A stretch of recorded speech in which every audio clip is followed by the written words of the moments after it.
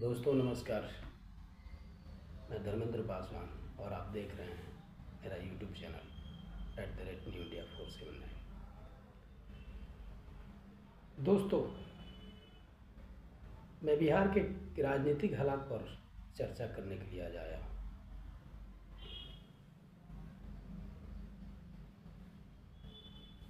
अभी अभी आप लोगों ने देखा, फिलहाल में कुछ दिनों पहले ही राहुल गांधी जी का वोट बचाओ यात्रा निकलेगी। मैं पूछना चाहता हूं राहुल गांधी जी से, वोट की चोरी हो रही है, मैं मानता हूं वोट की चोरी हो रही है, लेकिन वोट की चोरी को रोका कैसे जा सकता है? क्या ईवीएम मशीन के रहते हुए वोट की चोरी रोकी जा सकती है? 8 अक्टूबर 2013 को सुप्रीम कोर्ट के डिसीजन में यह बोला गया, यह जजमेंट दिया गया कि केवल ईवीएम मशीन से फ्री, फेयर एंड ट्रांसपेरेंट चुनाव नहीं किया जा सकता है। मैंने आज तक राहुल गांधी जी के मुंह से यह नहीं सुना, एक भी राहुल गांधी जी का बयान नहीं सुना कि ईवीएम हटाना पड़ेगा। आखिर ईवीएम के मुद्दे पर राहुल गांधी जी चुप क्यों हैं? मौन क्यों साध लिए हुए हैं? 2004 और 2009 का घोटाला करके सरकार बनवाए, इसलिए मैं दावे के साथ कहता हूं कि 2004 और 2009 का चुनाव कांग्रेस ने ईवीएम में घोटाला करके जीता, जिसके खिलाफ जीवीएल नरसिम्हा राव और सुब्रमण्यम स्वामी सुप्रीम कोर्ट गए, और सुप्रीम कोर्ट में जाने के बाद उन लोगों ने एक केस दायर किया, और उसी केस में सुब्रमण्यम स्वामी और जीवीएल नरसिम्हा राव के केस में डिसीजन आया 8 अक्टूबर 2013 को कि केवल ईवीएम मशीन से फ्री, फेयर एंड ट्रांसपेरेंट चुनाव नहीं किया जा सकता है। मैं मानता हूं कि आज भारत की सारी व्यवस्था, सारे संस्थान आरएसएस और नरेंद्र मोदी की मुट्ठी का खिलौना हो चुके हैं। यूं कहें तो मोहन भागवत के पैर की जूती हो चुकी है भारत की सरकार।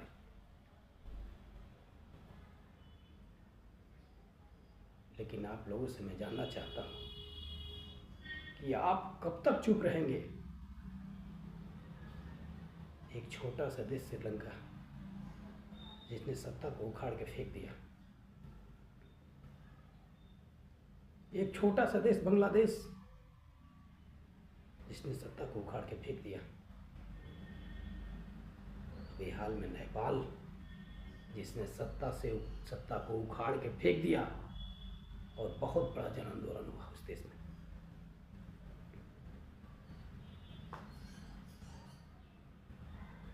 इस देश में जन आंदोलन क्यों नहीं हो रहा है? आखिर इसके पीछे सबसे बड़ा कारण क्या है? जबकि श्रीलंका, बांग्लादेश और नेपाल, इन देशों में कोई ऐसा संगठित शक्ति नहीं था जो लगातार मूवमेंट कर रहा हो, लगातार आंदोलन कर रहा हो, लगातार समस्याओं पर चर्चा कर रहा हो। लेकिन भारत में बामसेफ और वामन मेश्राम के नेतृत्व में बामसेफ लगातार हर समस्याओं पर आंदोलन कर रहा है।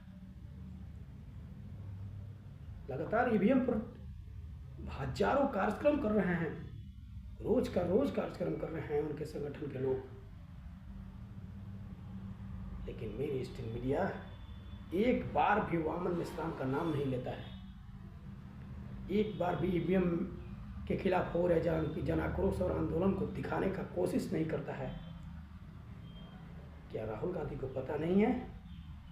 संजय सिंह ने डिबेट में बोला था, वामन मेश्राम का नाम लिया था। संजय सिंह वामन मेश्राम को जानते हैं, वामसेप को जानते हैं, और राहुल गांधी नहीं जानते हैं। सच तो यह है तो साथियों, राहुल गांधी भी जानते हैं। और ये जो स्थितियां, विपरीत परिस्थितियां इन लोगों के लिए निर्माण हुई है, आरएसएस, कांग्रेस और बीजेपी के लिए निर्माण हुई है, और सिर्फ वामन मेश्राम का दिन है। साथियों, 8 अक्टूबर 2013 को सुप्रीम कोर्ट ने डिसीजन दिया कि केवल ईवीएम मशीन से फ्री, फेयर एंड ट्रांसपेरेंट चुनाव नहीं किया जा सकता है। उसी केस को लेकर वामन मेश्राम गए, और 2017 में वामन मेश्राम के केस में नरेंद्र मोदी को वीपीटी पीएटी पर्ची लगानी पड़ी,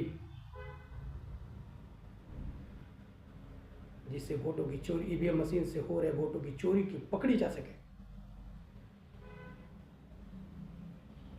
सुप्रीम कोर्ट ने डिसीजन दिया है कि इसका मैनुअल काउंटिंग होना चाहिए। मैं पूछता हूं कि राहुल गांधी ने एक बार भी यह सवाल क्यों नहीं किया कि ईवीएम मशीन से निकली हुई पर्ची की गिनती 100% पर्ची की गिनती की जाए? क्यों चुप है राहुल गांधी? देश की जनता को गुमराह करने चले हैं आप। इसलिए साथियों, मैं थोड़ा सा बैकग्राउंड में जाना चाहूँगा। 17 सितंबर 1932 को जब कम्युनल अवार्ड डिक्लेयर हुआ, उसमें 4 अधिकार मिले।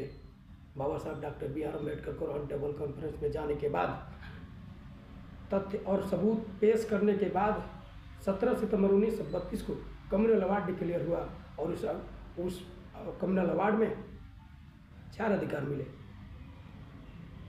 एडुकेट रिप्रेजेंटेशन, संख्या के अनुपात में जनप्रतिनिधित्व, सेपरेट इलेक्टोरेट जो SC/ST के लिए था, डुअल वोटिंग जो SC/ST के लिए था, और एडल्ट फ्रेंचाइज जो भारत के सभी वर्गों के लिए था। आप सोच सकते हैं, आप अंदाजा नहीं लगा सकते हैं, भारत में अंग्रेजों की शासन व्यवस्था थी, और इंग्लैंड में भी एडल्ट फ्रेंचाइज नहीं था। वहाँ पर भी वोट देने का अधिकार ग्रेजुएट लोगों को और टैक्स पेयर लोगों को था, लेकिन डॉक्टर B.R. अम्बेडकर ने वोट का अधिकार एडल्ट फ्रेंचाइज का हवाला देते हुए लिया।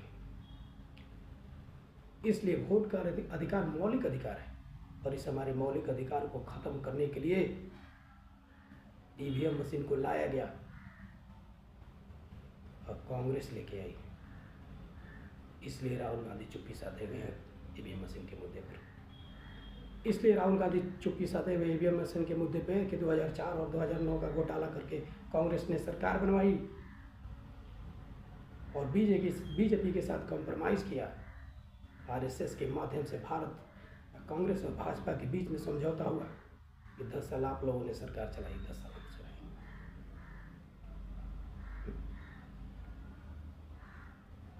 इसलिए मैं आप देश के SC/ST, OBC, माइनॉरिटी और एक शब्द में भारत के मूल निवासियों से यह कहना चाहूँगा कि आप एक होइए,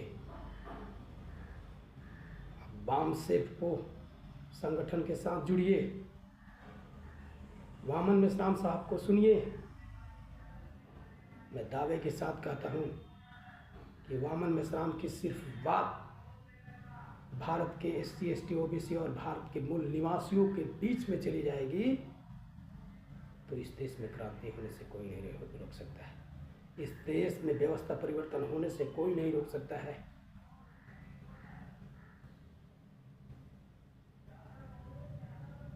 आप सभी से एक बार फिर पुनः निवेदन करना चाहूँगा कि वामन मेश्राम को कब जरूर वीडियो सुनिए। अरे रोज़ मत सुनिए, हफ्ते में एक बार जरूर सुनिए, महीना में 4 बार सुनिएगा ना। तो व्यवस्था परिवर्तन की लड़ाई में आप वामन मेश्राम के साथ कदम से कदम मिलाने के लिए तैयार हो जाइएगा।